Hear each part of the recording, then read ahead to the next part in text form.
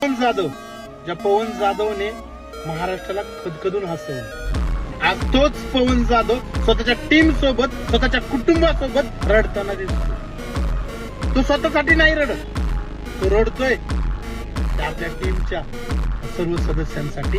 त्यांच्या डोळ्यामध्ये त्यांनी स्वप्न पाहिले, ज्यांना त्यांनी कुठली तरी आशा दाखवली. आज त्या स्वतःच्या टीमला सोबत घेऊन त्यांनी एक स्वप्नांची बिल्डिंग बांधली होती.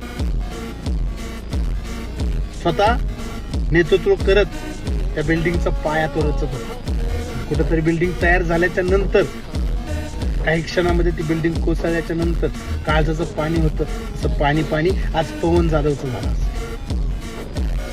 कारण त्याला त्या सहकाऱ्यांना, त्याला त्या सदस्यांना कुठेतरी नेऊन ठेवायचं होतं, त्यांना काहीतरी बनवायचं होतं. आज त्याचं हे स्वप्न अपूर्ण होताना दिसत आहे. मित्रांनो, 2.5 मिलियनची त्याची ती बिल्डिंग आज ढासळली, त्याची ती आयडी आज सस्पेंड झाली. 5 दिवस झालं तो प्रयत्न करतोय ती आयडी परत आणण्यासाठी, पण कुठेतरी त्याला अपयश येते.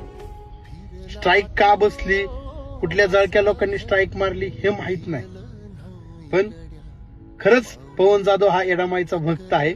आणि माझी या येडामाईकडे एवढीच विनंती की येडामाय त्या पवन जाधवची आयडी परत वापस आणून दे.